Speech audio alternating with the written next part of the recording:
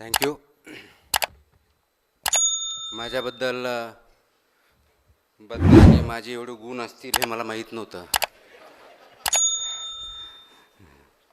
मला असं वाटायला लागलं की एवढा गुणाचा मी कधी झालो हा प्रश्न मला पडला.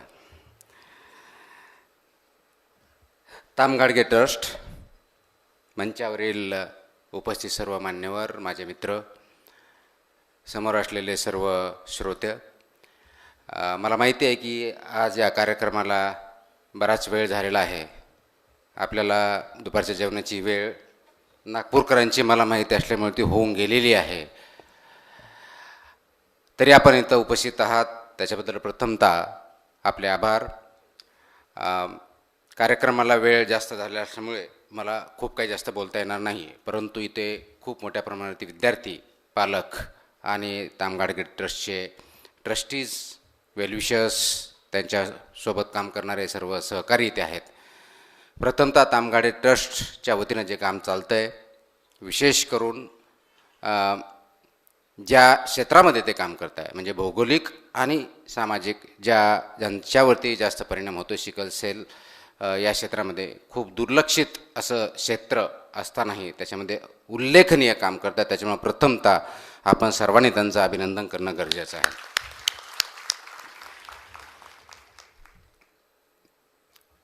सिकल सेलमध्ये काम करत असताना तामगाडगे ट्रस्टचा माझा प्रथमतः जो संबंध आला तो मी हेल्थ कमिशनर असताना त्यावेळेस त्याचे इंटरॅक्शन झालं होतं आणि वेगवेगळ्या क्षेत्रामध्ये कसं काम करायचं याच्यावरती थोड्या प्रमाणात चर्चा झाली होती. परंतु ॲज युज्युअल 59व्या दिवशी बदली झाल्यानंतर मला काय त्यांच्यापुढं काही काम करता आलं नाही. त्यानंतर त्यांचं काम चालू झालं, आमच्या इंटरॅक्शन होत असते अधूनमधून, कसं काम वाढवता येईल, शासनाची मदत कशी भेटेल, CSRच्या माध्यमातून किंवा कॉर्पोरेट सोशल रिस्पॉन्सिबिलिटीच्या माध्यमातून आपण कसं पुढं जाऊ याच्यावरती साधक बाधक आमची चर्चा होत असते.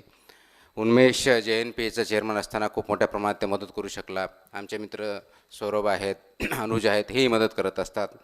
आपल्यालाही ज्या ज्या ठिकाणी जेवढं शक्य आहे त्या ठिकाणी आपण जर मदत केली तर सिकल सेल अनेमिया याच्यापासून ज्यांना त्रास आहे त्यांना, त्यांच्या पाल्यांना खूप मोठ्या प्रमाणात ही मदत होऊ शकते आणि ते बहुमूल्य काम आपल्या हातून होऊ शकतं.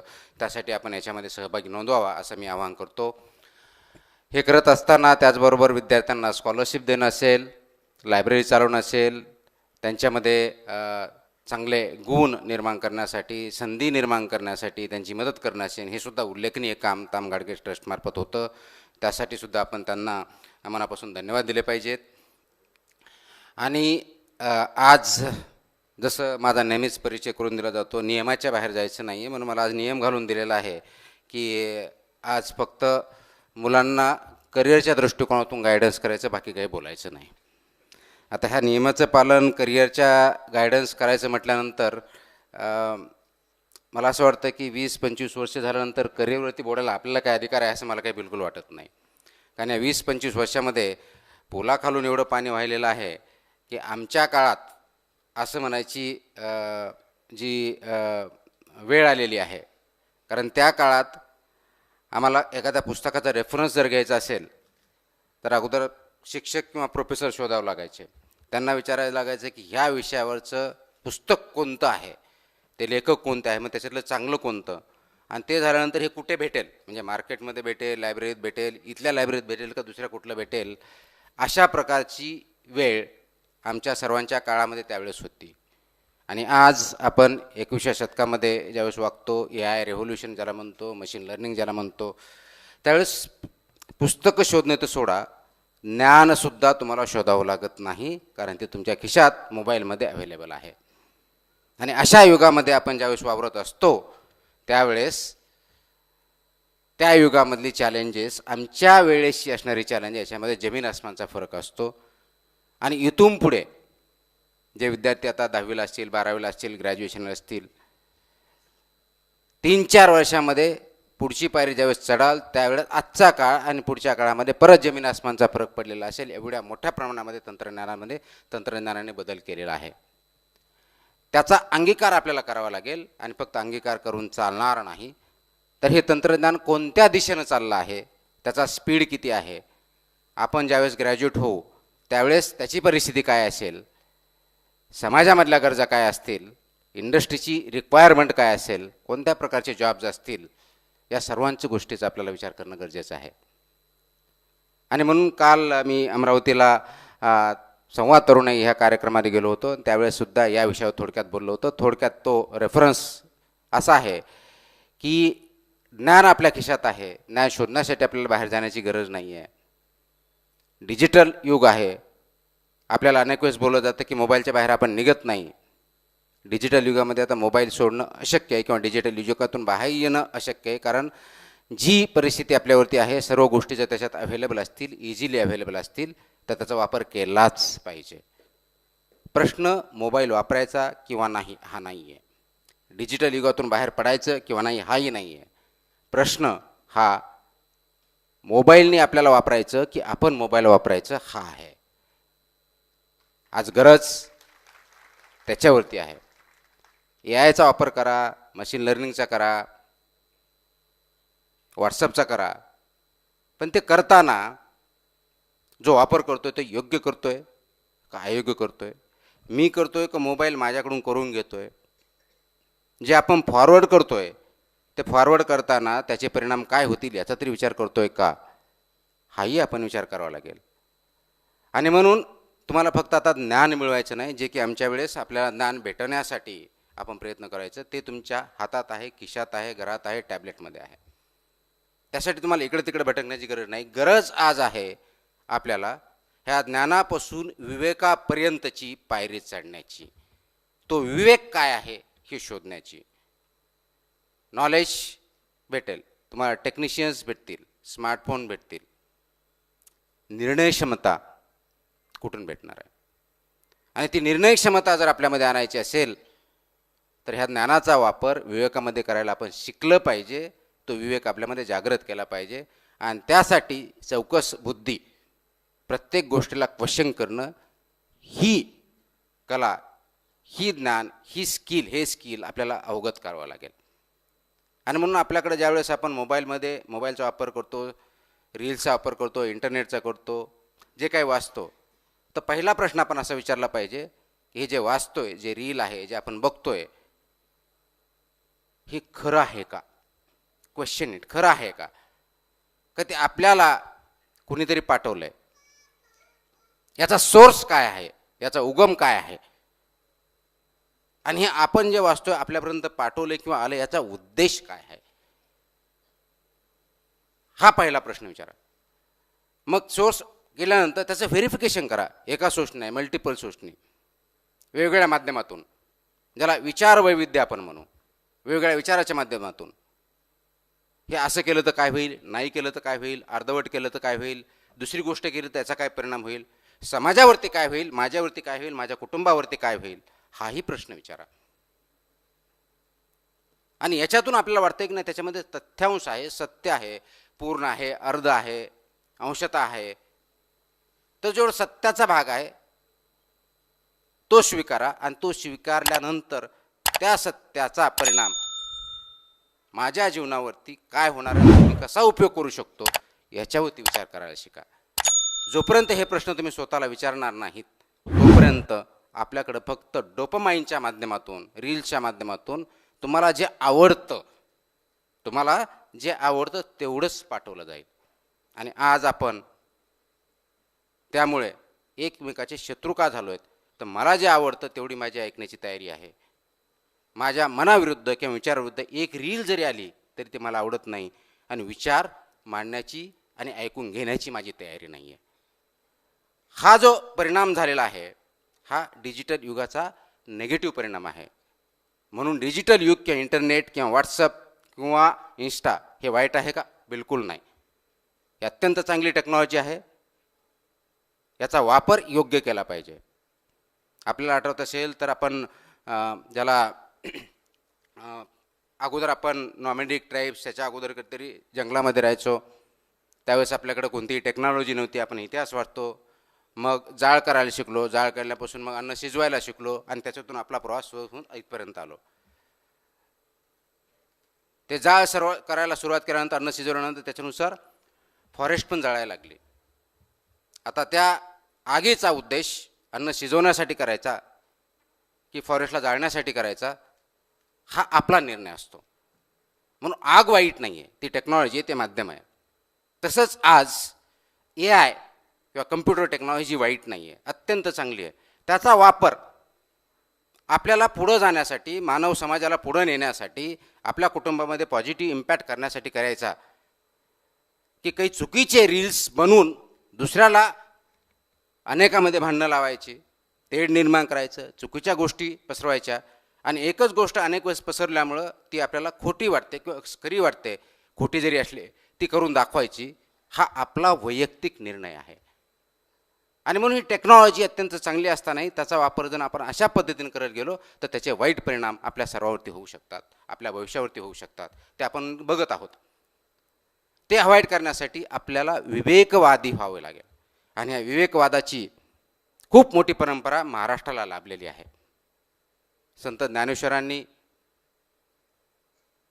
मराठीमधून जी ज्ञानेश्वरी लिहिली, मराठी लोकांसाठी लिहिली, कारण ती संस्कृत होती, प्रत्येकाला वाचता येत नव्हती. ज्या कोणत्या भाषेत होती, ज्या कोणत्या आपल्याला म्हणता येईल लिपीत होती, ती सर्वसामान्यपर्यंत आक्षेप नव्हती, शक्य नव्हतं प्रत्येकानं. ती सर्वसामान्यपर्यंत आली. त्याला ज्ञानाला विवेकाशी जोड दिली.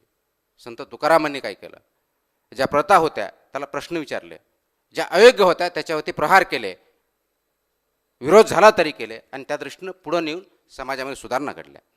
डॉक्टर बाबासाहेब आंबेडकरांनी काय केलं, त्यांचं आपण जर पुस्तक वाचलं अनाहिलेशन कास्ट असेल, याच्यासारख्या खूप मोठ्या भारतासारख्या देशामध्ये कास्टवरती इतकं द्वंद्व होत असताना त्या काळात त्यांनी या कास्टविषयीचे सर्व विचार त्या पुस्तकातून मांडले आणि ते अनाहिलेट कसं केलं पाहिजे, त्याचे अवगुण काय आहेत हे दाखवून दिलं. हे प्रत्येकान समाजाच्या विरुद्ध केले. फुले असतील, महात्मा फुले यांनी, सावित्री फुले यांनी शिक्षणावरती भर देऊन आपल्या सर्वांना शिक्षण घेतले, त्याचे काय परिणाम होतील, न घेतलं तर काय परिणाम होतील हे आपल्याला सांगितलं. आज तुमच्या समोरचं आपल्या समोरचे जे संकट आहे तर हे आर्टिफिशियल इंटेलिजन्सचं संकट नाही आहे. रादर ह्या आर्टिफिशियल इंटेलिजन्स मशीन लर्निंग असताना, डिजिटल टेक्नॉलॉजीचा यूज होत असताना याचा विवेकवादी वापर कसा करता येईल हे आपल्यासमोरचं चॅलेंज आहे. आणि म्हणून विचार करणं हे सर्वात मोठं चॅलेंज झालं. कारण आज आपल्याला सगळ्या ठिकाणी खूप आवाज ऐकू येतो आणि त्या आवाजामध्ये आवाज मोठा कुणाचा एवढंच आपण बघतो. तो आवाज नसतो, तो गोंगाट असतो. आणि ज्यावेळेस आवाज गोंगाटामध्ये परिवर्तित होतो त्यावेळेस विचार पूर्णपणे दबून जातात. प्रश्न तुम्हाला आवाज वाढवायचा आहे का विचार जे आहेत त्यांना वरती न्यायचं आहे, हा एवढाच आहे. आणि हा जर विचार आपण आज केला नाही तर कदाचित 10 वर्षांनी, 20 वर्षांनी, 30 वर्षांनी आपण जे स्वप्न बघतोय आपल्या स्वतःबद्दल, आपल्या कुटुंबाबद्दल, कम्युनिटीबद्दल, समाजाबद्दल, देशाबद्दल, त्याच्यातलं कोणतंही स्वप्न आपण पूर्ण करू शकणार नाही. जगामध्ये आपल्याला महासत्ता बनायचं आहे. सर्वात अगोदर महासत्ता स्थापित आपल्याला करावं लागेल ती आपल्या विचारांची. कारण जगामध्ये पॉवरफुल देश इकॉनॉमिकली खूप आहेत. ते इकॉनॉमिकली पॉवरफुल देश असले सामाजिकदृष्ट्या तेवढे स्थैर्याचे आहेत का, हाही प्रश्न आपल्याला विचारायचा आहे. आणि म्हणून फक्त आज तुम्ही डिग्री घेऊ नका. बऱ्याच वक्त्यांनी हे सांगितलं की डिग्रीमुळं तुम्हाला कदाचित नोकरी भेटेल. सर्टिफिकेट्स असतील, डिप्लोमा असतील, होल्डर असतील, याच्यामध्ये अनेक प्रश्न काही प्रमाणात उत्तरित होऊ शकतात. पण आज सर्वात महत्त्वाची जी गरज आहे ती स्किल्सची आहे, कौशल्याची आहे. कौशल्याशिवाय तुम्हाला मला पुढे जाता येणार नाही. म्हणून आपल्याला दुसरी महत्त्वाची विचाराबरोबर दुसरी महत्त्वाची जी गोष्ट करायची आहे ती म्हणजे लाईफ लाँग लर्निंग. जीवनभर शिकण्याची सवय आपल्याला लावून घ्यायची आहे. अनेक वेळेस आपण नोकरी लागल्यानंतर किंवा ग्रॅज्युएशन झाल्यानंतर ते आपण सोडून देतो. अनेक वेळेस हाही प्रश्न आहे की आपण खरोखर ग्रॅज्युएशन करताना लर्निंग करतो की नाही करतो, हा वेगळा विषय असू शकतो. हे आपण गृहीत धरू की आपण ते शिकत असतो. पण लाईफ लर्निंग जर आपण केलं नाही तर ह्या AIच्या युगामध्ये तुम्ही आणि मी टिकू शकणार नाही आहे. मशीन मोठी का माणूस मोठा हा प्रश्न नाही आहे. प्रश्न हा आहे ही जी मशीन आहे, जी माणसांनी क्रिएट केलेली आहे, त्याचा उपयोग कसा करायचा, कोणत्या उद्देशासाठी करायचा, कोणत्या पद्धतीने करायचा आणि किती करायचा, याचं जर आपण तारतम्य बाळगलं नाही तर आपण डेफिनेटली परत एक वेळेस गुलामगिरीमध्ये जाणार आहोत. कारण 1947ला भारत स्वातंत्र्य झाला, ब्रिटिशापासून स्वातंत्र्य झाला आपण विकास केला, शैक्षणिक क्षेत्रात केला, आर्थिक क्षेत्रात केला, आरोग्याच्या क्षेत्रात केला, कदाचित आपले जेवढे ॲस्पिरेशन्स आहेत, अपेक्षा आहेत तेवढा केला नसेल, परंतु केला. बऱ्याच अंशीच आपण पुढे गेलेलो आहोत.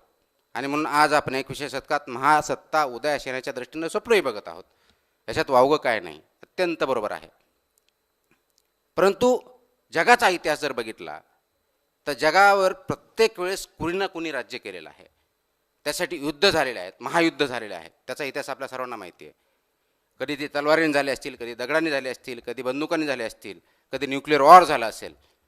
आत्ता जे वॉर चालू आहे ते विचारांचं वॉर चालू आहे. त्यासाठी तुम्हाला बॉम्बगोळ करण्याची गरजच पडत नाही, कारण इंस्टाग्रामच्या, व्हॉट्सअपच्या, इंटरनेटच्या माध्यमातून तुमचे विचार पूर्णपणे भेसळयुक्त करणं हे आजचं काम चालू आहे. आणि ती भेसळ कशाची आहे, योग्य विचाराची की अयोग्य विचाराची, हा महत्त्वाचा प्रश्न आहे. पण तुमचे विचार जर फक्त ऐकण्याचे असतील पण विचार करण्याचे नसतील तर मात्र तुम्ही त्या प्रवाहावर वाहत जाणार. आणि आहे त्या प्रवाहावर ज्यावेळेस वाहत जातो त्यावेळेस खरं खोटं, योग्य अयोग्य ही आपल्याला सुचत नाही. आणि खरी परिस्थिती किंवा खरा निर्णय किंवा खरं कॅरेक्टर जर कुठं असेल तर तुम्हाला ते योग्यपणाचा निर्णय घेता आला पाहिजे. त्यासाठी आपल्याला काम करावं लागणार आहे. म्हणून प्रवाह ज्या दिशेने जातोय त्याच्याबरोबर वाहत जाणार म्हणजे आपण आयुष्य जगत नाही. मी 1-2 वेळेस बोललेलो आहे, अनेक वेळेस बोललेलो आहे. प्रवाहात ज्यावेळेस उभा असता आपण बघतो, आपण नदी क्रॉस करायचं असेल आणि त्याला खूप मोठा, त्या प्रवाहाला ज्याला पूर आलेला म्हणतो गावाकडच्या भाषेमध्ये, खूप मोठं पाणी आलेलं असेल पाऊस पडल्यानंतर, आपण थोडा वेळ थांबतो. ह्याचा फोर्स किती आहे, कोणत्या दिशेने येते, पाणी गढूळ आहे का नितळ आहे, गढूळ आहे म्हणजे आणखी पाणी येते असं आपण करतो, नितळ असेल तर तेवढा प्रवाह संत राहिले हे आपण अपेक्षित करतो. म्हणजे आपण थोडासा विचार करून बघतो की खरोखर आपण ही नदी क्रॉस करायला पाहिजे की नाही, हा झरा क्रॉस करायला पाहिजे की नाही, याचा विचार करतो. हे झालं जे वाहत्या पाण्यात किंवा नदीच्या बाबतीत. आपल्या जीवनाच्या बाबतीत काय, जन्माला आलो, शाळेत गेलो, आईवडिलांनी घातलं म्हणून, कॉलेजला गेलो, लग्न झालं, कुटुंब आलं, नोकरी केली, वाहतोय. विचार केलाय की मला खरोखरच इकडे यायचं होतं का मला दुसरीकडे कुठं जायचं होतं, किंवा आता ज्या दिशेनं, ज्या वेगानं, ज्या तऱ्हेनं मी चाललोय त्याच्यात काय बदल करणं आवश्यक आहे याच्यावरती विचार करतोय का. आणि मला वाटतं तिथं कुठंतरी क्षणभर विश्रांती घेण्याची गरज आहे. विश्रांती घेऊन त्याला विराम देऊन विचार करण्याची गरज आहे. तो विचार करण्याची प्रवृत्ती आपल्यामध्ये आहे का, हा पुढचा प्रश्न आहे. आणि म्हणून आपल्याला हा प्रवाह जो आहे या समाजामधला, या विचारांचा असेल, आचरणांचा असेल, विवेकवादाचा असेल, समाजामधल्या स्थित्यंतराचा असेल, नवीन पिढीचा असेल, वयोवृद्धांचा असेल, अनेक प्रश्न आहेत. या प्रश्नावरती हा जो वाहतोय प्रवाह, त्या प्रवाहामध्ये वाहत जायचं आहे का 2 मिनटं 30 सेकंद याच्यावरती विचार करून हा प्रवाह योग्य दिशेला जात आहे का, हा प्रश्न विचारायचा आहे. आणि जर तो योग्य दिशेला जात असेल तर निश्चित त्याच्याबरोबर वाहत जा, काही अडचण नाही. पण जर तो योग्य दिशेला जात नसेल तर मात्र दुसरा प्रश्न विचारला पाहिजे, आणि तो म्हणजे या प्रवाहाची दिशा योग्य नाही तर योग्य दिशा कोणती आहे, योग्य दिशा कोणती आहे. आणि ती योग्य दिशा आपल्याला शोधावं लागेल, विचार करावा लागेल, अभ्यास करावा लागेल.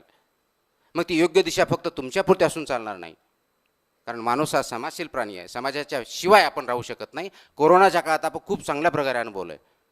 कारण मला आठवतं नागपूरला मी तर त्यावेळेस पहिल्या फेजमध्ये कमिशनर होतो. लॉकडाऊन झालं होतं. ज्या ठिकाणी जे आहे तिथं तिथं थांबायचं, घराच्या बाहेर पडता येत नव्हतं. घरामध्येही 3 फूट 3.5 फूट 5 फूट डिस्टन्स राहून थांबायचं होतं. आणि त्यावेळेस एवढा क्रायसिस होता की आम्हाला भेटता येत नाही, किंवा अनफॉर्च्युनेटली आपल्यापैकी कुणाला कोरोना झाला असेल, पॉझिटिव्ह आला असेल तर त्याला हॉस्पिटलमध्ये आपल्याला जाता येत नाही. जसे जसं खिडकीतून बघू शकत होतो त्यावेळेस जी तडफड होती ती कशाची होती, ती याची होती की आपण एक सामाजिक प्राणी आहोत, आपण एकटे राहू शकत नाही, याचं आपल्याला त्याच्यातून द्योतक भेटलं. त्यावेळेस प्रचिती आली आणि आपल्याला ते रिअलाईज झालं की नाही, आपण माणूस आहोत, जनावर नाही आहेत. आपण सामाजिक आहे, समाजाशिवाय आपण राहू शकत नाही, हे आपल्या निदर्शनास आलं. म्हणून मग आज जो प्रवाह चालला आहे तो प्रवाह जर योग्य नसेल तर योग्य प्रवाह तुम्ही जो निवडणार आहात विचार करून, तो फक्त तुमच्यापुरता तुम्हाला विचार करायचा नाही, समाजासाठी तो योग्य आहे का अयोग्य आहे याचाही विचार करावा लागणार आहे. आणि तो जर विचार केला नाही तर कदाचित तुमचा हा निर्णय योग्य असणार नाही. कारण समाजाशिवाय तुम्ही राहू शकत नाही. मी समाजाविरुद्ध राहू शकत नाही असं बोलत नाही, समाजाशिवाय राहू शकत नाही. समाजाविरुद्ध राहू शकता प्रोव्हायडेड तुम्ही करेक्ट आहात. तुम्ही एकटे जरी असाल आणि समाजाच्या विरुद्ध पोहण्याची तुमची ताकद असेल, कशाच्या आधारे? योग्यतेच्या दिशेत. ताकद म्हणजे पॉवरफुल म्हणजे जास्त की माझ्याकडे पैसे आहेत, माझ्याकडे फोर्स आहे याद्वारे नव्हे. तुमचा विचार योग्य आहे, त्याच्यातून होणारी कृती योग्य आहे आणि समाजाची कृती चुकीची आहे हे जर आपण कन्व्हिन्स झालो असेल, ते पुराव्यानिशी सिद्ध झालेलं असेल आणि त्याच्यामधून तुम्ही जो मार्ग निवडला त्यामुळे समाजाचं भलं होणार असेल, तो स्टँड डेफिनेटली घ्या. आणि अशा विचाराबरोबर बाकीच्याही लोकांनी, बाकीच्याही व्यक्तींनी, बाकीच्याही नागरिकांनी बरोबर राहिलं पाहिजे. आज होतं उलटच आहे. झुंडशाहीमध्ये आपण वाहत चाललेलो आहे. जसा प्रवाह वाहतो त्याच्यावर जे ओंडके वाहतात त्या ओंडक्याप्रमाणे आपलं जीवन झालेलं आहे. आणि म्हणून विचार करणारा व्यक्ती तिथं 2 मिनिटं त्या प्रवाहाला योग्य की अयोग्य विचाराला थांबला तरी त्याला मूर्ख समजलं जातं, त्याला अयोग्य ठरवलं जातं. आणि हाच प्रॉब्लेम झालेला आहे. विचार करणं हे चूक नाही आहे, विचार शून्यता हा प्रॉब्लेम आहे. म्हणून आपल्याला आज जी विचार शून्यता कदाचित आपल्यात आली असेल, नवीन पिढीमध्ये आलेली असेल, ती विचार शून्यता घातक आहे. आणि हे फक्त मी बोलत नाही, याच्यामध्ये खूप मोठ्या प्रमाणात हाना अरेंड नावाची जे फिलॉसॉफर्स आहेत त्यांनी जर्मनीतून नंतर अमेरिकेत गेल्या, त्यांनी याच्यावरती रिसर्च केला. आणि त्यांचं एक वाक्य आहे, त्यांनी ते असं म्हणतात की विचार शून्यता म्हणजे जगामध्ये सर्वात एव्हिल कोण असतं तो लोक नसतात, विचार शून्यता सर्वात घातक आहे. ती कशी? मी आहे, मी समजा हिटलर आहे, हिटलरच्या बाबतीत त्यांनी उदाहरण दिलेलं आहे. आणि त्यांनी सांगितलं हे अधिकारी आहेत अशा प्रकारच्या लोकांना मारायचं.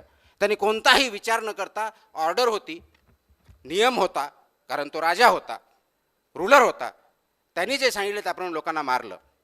नियमानुसार तो बरोबर होता,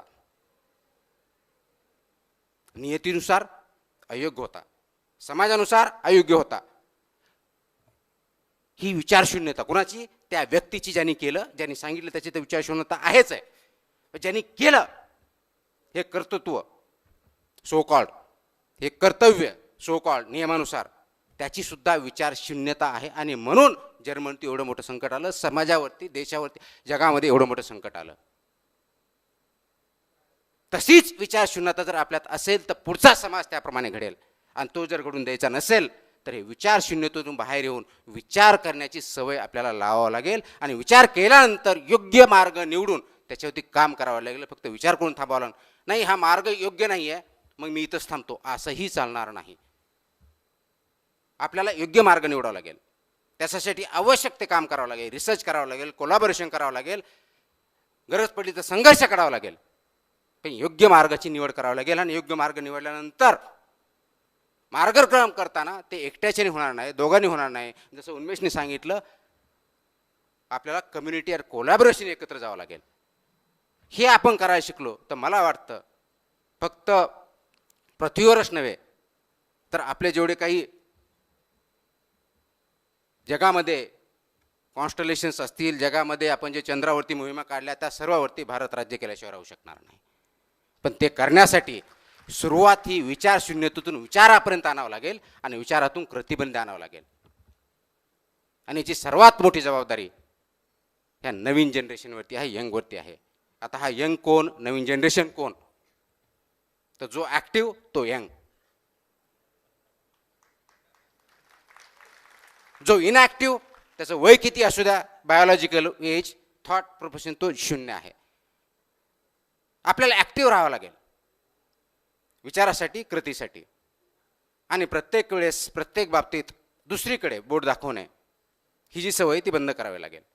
कारण आपल्याला नेहमी असते, मी नेहमी म्हणतो NIMBY syndrome, not in my backyard, किंवा मराठीत आपण नेहमी म्हणते शिवाजी जन्माव दुसऱ्याच्या घरात.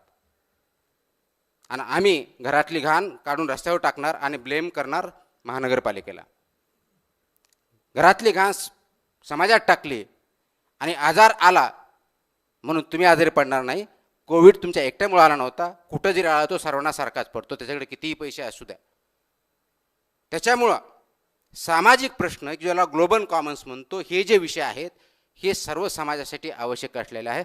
आणि त्याचा उगम हा प्रश्नांचा विचार शून्यतेत होतो आणि त्याचा विजय विचार करून कृतीत केल्यानंतर होतो. हा एवढासा प्रवास किंवा एवढा मोठा प्रवास आपल्याला जर करायचा असेल तर मला वाटतं यंग जनरेशनच्या दृष्टीनं, आपल्या सर्वांच्या दृष्टीनं आपण ही विचार शून्यता संपवूया, विचार करूया, योग्य मार्ग निवडूया आणि त्याच्यावरती काम करूया. धन्यवाद. जय हिंद. गर्जा हिंदुस्तान चॅनलला सबस्क्राईब करा आणि ताज्या घडामोडी जाणून घेण्यासाठी बेल आयकॉनवर प्रेस करा.